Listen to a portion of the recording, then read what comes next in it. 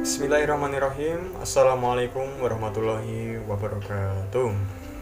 Bagaimana kabarnya, mas-mas, mbak-mbak semua yang sekarang sedang belajar dari rumah?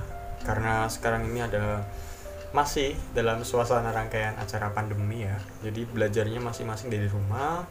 Ustadz mengajarin dari rumah. Kalian harusnya belajar juga dari rumah. Semangatnya sama ketika kita belajar tatap muka di sekolah. Jadi tidak ada perbedaan, kita belajar dimanapun saja. Jadi dimanapun kita berada, kita harus tetap semangat menuntut ilmu. Oke, melanjutkan video yang pertemuan sebelumnya Ustadz berikan, yaitu mengenai teks deskripsi. Sekarang kita melangkah ke bab selanjutnya, yaitu bab tentang cerita fantasi. Sebelumnya ketika Ustadz mengatakan cerita fantasi, apa yang ada di benak kalian? Cerita fantasi itu cerita yang berdasarkan imajinasi, fantasi, hayalan, halu. Istilah zaman sekarang itu halu kayak gitu. Apa saja yang akan kita pelajari di bab 2 ini? Yang pertama adalah definisi, ciri-ciri, dan jenis cerita fantasi. Kemudian ada unsur-unsur cerita fantasi.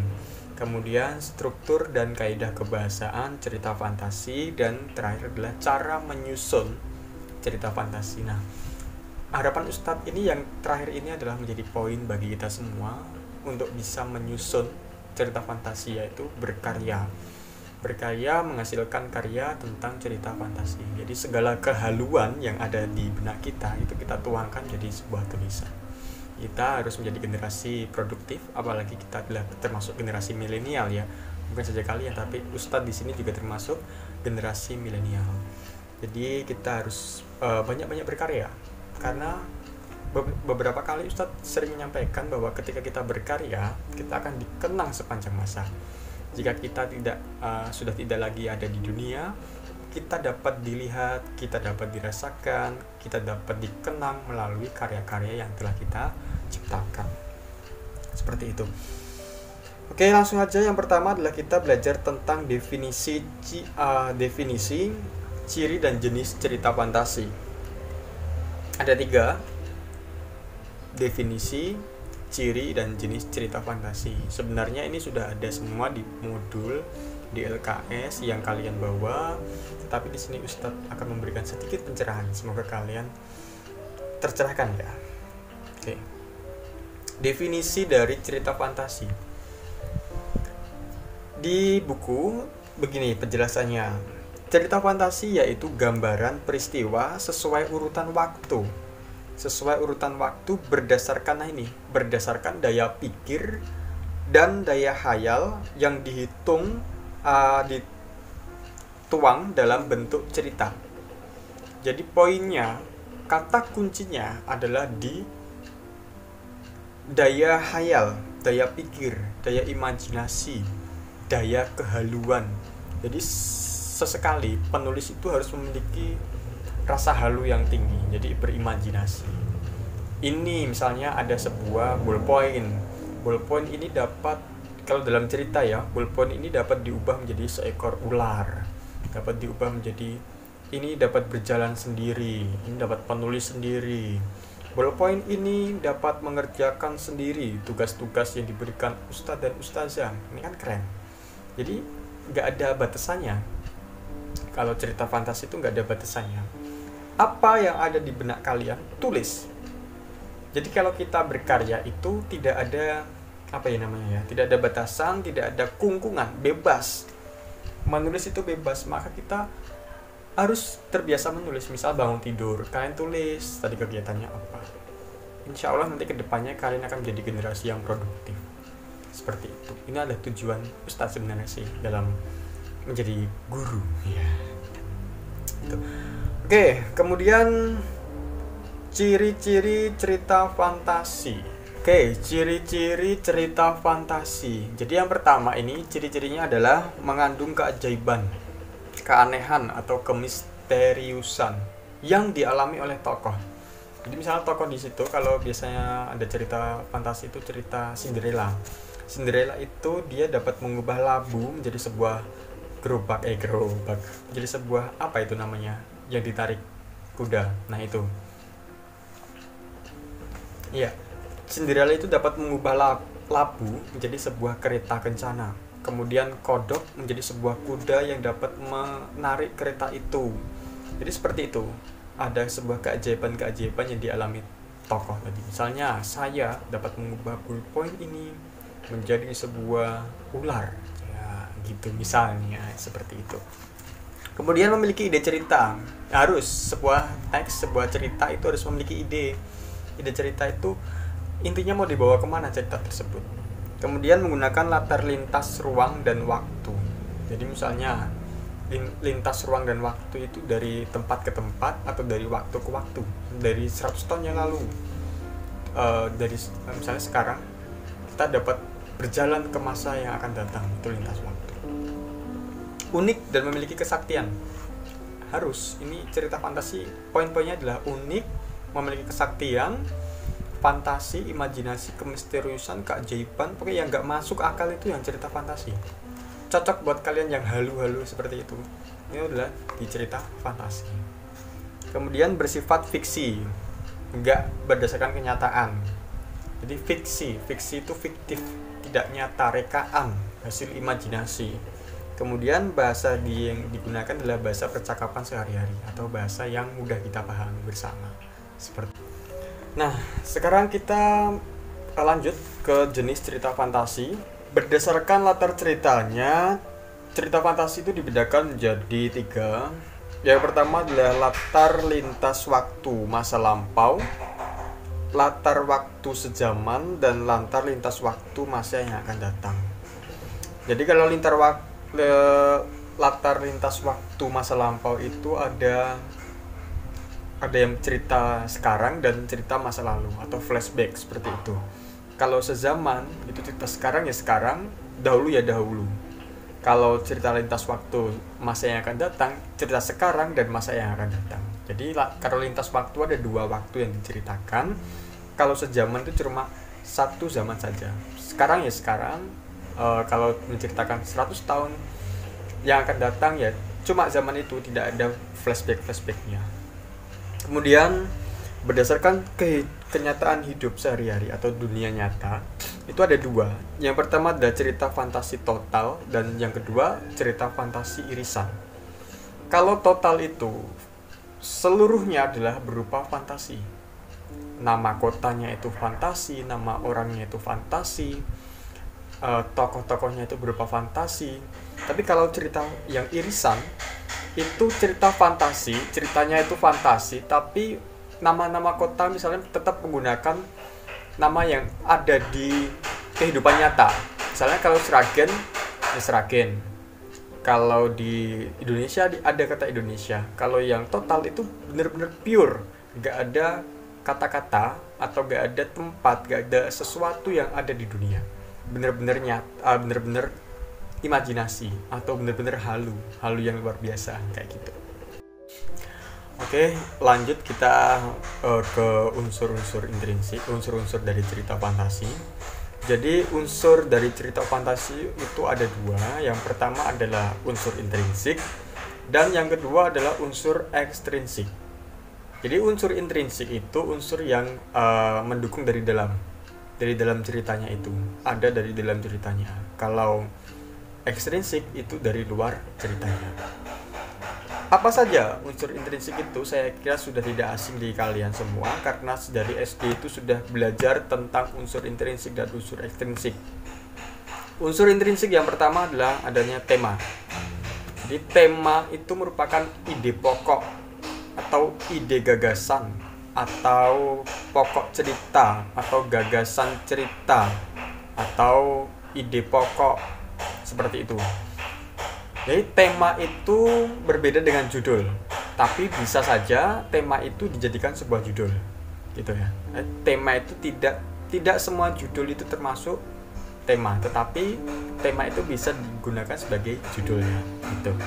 Kemudian yang kedua adalah amanat. Amanat itu adalah pesan yang terkandung dalam sebuah cerita. Tidak mungkin dalam sebuah cerita yang telah tertuliskan itu tidak ada amanat yang bisa kita serap untuk kita tiru, untuk kita anut. Jadi amanat itu adalah pesan yang bisa mengubah kita, yang bisa kita tiru, seperti itu. Kemudian ada latar. Latar itu ada latar apa saja kalau kita masih ingat. Ada latar waktu, latar tempat, dan latar suasana. Ada latar selanjutnya sebenarnya, tapi kalau di jenjang SMP itu ada 3, cuma itu dulu yang kita pelajari. Jadi latar waktu itu menunjukkan kapan terjadinya cerita. Kalau latar tempat, di mana. Kalau latar suasana itu lebih ke bagaimana ceritanya, bagaimana suasana cerita tersebut. Latar waktu. Latar waktu contohnya adalah di sekolah, di sebuah pantai, yang menunjukkan tempat terjadinya sebuah peristiwa. Kalau latar waktu itu yang menunjukkan kapan terjadinya peristiwa itu. Dan latar suasana adalah latar suasana cerita yang menyedihkan, cerita yang mengharukan, cerita yang membahagiakan, seperti itu. Jadi keadaan ceritanya itu bagaimana, seperti itu. Kemudian tokoh dan penokohan sama sebenarnya. Kemarin itu kita juga telah belajar ini. Tokoh dan penokohan secara umum itu ada tokoh yang baik dan tokoh yang jahat, atau tokoh antagonis dan tokoh protagonis. Kalau biasanya ada 3, ada tokoh sebagai penengah, itu tokoh protagonis. Kalau tokoh antagonis itu adalah tokoh yang kalau kita membaca itu kita merasa anyel kepada dia, kita merasa gak suka kepada dia. Ini tokoh yang bertolak belakang terhadap tokoh utamanya biasanya gitu. Dan kalau yang protagonis itu adalah tokoh yang menimbulkan rasa simpati. Ketika kita membaca sebuah cerita, kita tuh merasa takjub. Wow, tokohnya seperti itu. Dan tokoh penengah atau biasanya itu cuma tidak memiliki peran di situ sebagai penengah saja sih, sebagai tokoh penengah di antara tokoh yang jahat sama tokoh yang baik. Kemudian alur, ada alur maju, alur mundur, alur campuran. Kalau alur maju itu ceritanya itu menunjukkan progres maju. Jadi kita langsung ke masa depan gitu. Kalau yang alur mundur itu ada flashbacknya. Jadi ceritakan zaman sekarang, kita mundur ke masa lalu. Ini dahulu di sebuah desa, seperti itu. Kalau alur campuran, jadi ada kalanya kita maju, ada kalanya kita flashback ke belakang. Itu ya alur campuran. Kemudian adanya konflik. Konflik itu adalah inti ceritanya. Konfliknya seperti apa? Seperti itu. Kemudian sudut pandang, ada sudut pandang orang pertama, aku, sudut pandang orang kedua dia, dan sudut pandang orang ketiga. Kamu, dan sudut pandang orang ketiga itu dia. Tuh. Kemudian unsur ekstrinsik, yaitu unsur yang mempengaruhi dari luar cerita. Jadi segi pengarangnya. Misalnya bahasa yang digunakan pengarangnya. Misalnya saya sebagai pengarang, saya lahir di Jawa, saya besar di Jawa, otomatis ada bahasa-bahasa campurannya. Nah, itu adalah dari segi ekstrinsik. Pengarang itu dipengaruhi oleh dulunya itu dia pernah belajar bahasa apa aja gitu. Latar belakang pengarang, kalau saya sebagai guru biasanya ceritanya itu tidak jauh dari unsur pendidikan. Kalau saya misalnya sebagai orang politisi, saya ceritanya itu tentang politik, seperti itu. Jadi latar belakang pengarang itu mempengaruhi ceritanya. Kemudian nilai-nilai yang terkandung dalam cerita fantasi. Ini nilainya apa saja, termasuk dari unsur ekstrinsik. Oke, selanjutnya kita belajar tentang struktur dari cerita fantasi. Sama, ketika kita belajar teks deskripsi itu ada strukturnya. Struktur itu sebuah rumah. Jadi sama, dari cerita fantasi itu ada strukturnya. Yang pertama adalah struktur orientasi atau orientation, yang kedua komplikasi atau complication, dan yang ketiga adalah resolusi atau resolution. Yang pertama adalah orientasi. Orientasi itu adalah pengenalan, bagian awal. Orientasi bagian awal, pengenalan. Jadi pengenalan apa? Nama-nama tokoh, pengenalan latar tempat terjadinya peristiwa, dan gambaran umum tentang cerita itu. Kemudian turun ke komplikasi. Komplikasi itu awal adanya sebuah konflik atau awal adanya sebuah permasalahan. Jadi misalnya kalau di kisah Cinderella itu dia datang ke sebuah pesta, kemudian dia mendekati jam malam, kemudian dia mau pulang, sepatunya tertinggal. Nah, itu awal dari sebuah cerita sampai terjadinya sebuah konflik itu di sebuah komplikasi. Nah, kita turun ke resolusi, itu adalah akhir dari cerita. Akhirnya itu seperti apa? Ikhtisarnya itu seperti apa? Jadi seperti itu. Kalau tadi ada permasalahan, kemudian penyelesaian masalahnya itu ada di sebuah resolusi. Seperti itu. Kemudian lanjut. Oke, sekarang kita lanjut ke kaidah kebahasaan. Jadi kaidah kebahasaan itu bahasa yang digunakan atau ciri kebahasaan yang digunakan cerita fantasi itu ada ciri khususnya, berbeda dengan yang digunakan oleh cerita-cerita atau teks-teks lainnya. Yang pertama adalah menggunakan kata yang mencerap panca indera. Jadi kata sifat yang mencerap panca indera yang menunjukkan tokoh, latar, dan lain-lain. Misalnya, tokoh Joko Kendil merupakan tokoh yang memiliki sebuah benjolan di punggung. Jadi kan kita langsung terfokus kepada punggung dia, kemudian kita imajinasinya itu, oh ternyata Joko Kendil itu ada seperti unta, ya seperti itu. Kemudian pilihan kata yang menggunakan makna kias atau makna khusus. Makna kias itu adalah makna yang tidak sesungguhnya. Jadi lebih ke permainan kata. Kemudian menggunakan kata sambung penanda urutan waktu. Sehari kemudian, setelah putri tidur selama berpuluh-puluh hari, kemudian ia bangun. Tiba-tiba datanglah seorang. Nah, seperti kan menggunakan kata penanda urutan waktu. Dan yang terakhir adalah menggunakan kata atau ungkapan keterkejutan. Bim salabim. Nah, itu jadi keterkejutan. Wow. Dan tara, seperti itu kan ada kata lebih fleksibel sih kalau kata cerita fantasi itu. Begitu.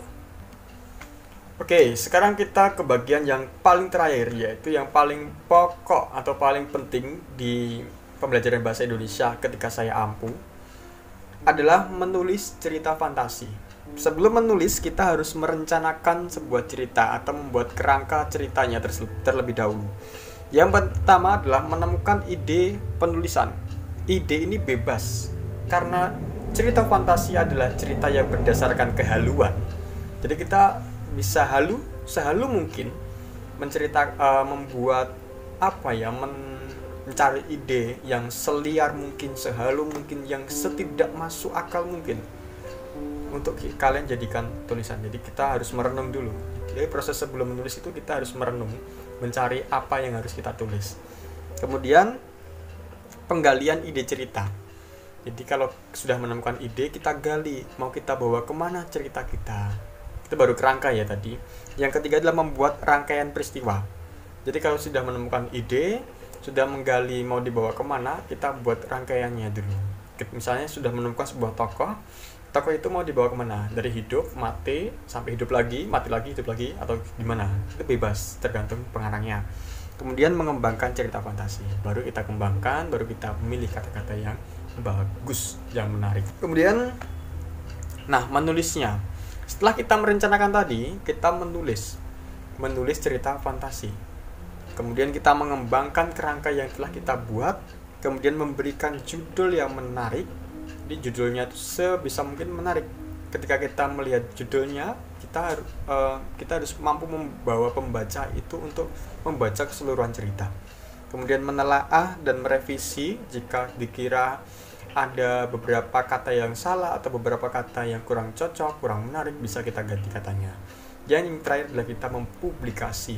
Kalau kita menulis, kita harus mempublikasi. Nah, berhubung kalian ini belum memiliki channel untuk mempublikasi, di sini Ustadz bisa memberikan jalan untuk kalian bisa mempublikasikan cerita kalian. Entah itu ke koran, entah itu ke majalah, entah itu kita bukukan sendiri seperti kita konsep awal kita dulu. Kita kan setiap pertemuan harus mendapatkan sebuah karya. Nah, karya tadi kita bukukan bersama untuk kita abadikan, untuk bisa dikenang oleh adik kelas kita yang akan datang, seperti itu. Nah, demikian paparan dari materi tentang cerita fantasi pada video ini. Poin pentingnya adalah cerita fantasi itu adalah cerita yang berdasarkan khayalan atau imajinasi. Jadi halu yang ada di otak kalian itu kita harus menuangkan dalam sebuah cerita untuk kita tulis menjadi sebuah karya untuk kita publikasikan agar kita terkenang selamanya. Oke, seperti itu saya Ustadz Kira. Sampai di sini video yang Ustadz berikan. Tetap jaga kesehatan di rumah, tetap jangan kemana-mana, kita tetap mematuhi protokol kesehatan. Apabila kita keluar kita memakai masker, rajin mencuci tangan, dan jangan lupa tingkatkan iman dan imun agar kita senantiasa aman. Amin. Terima kasih. Wassalamualaikum warahmatullahi wabarakatuh.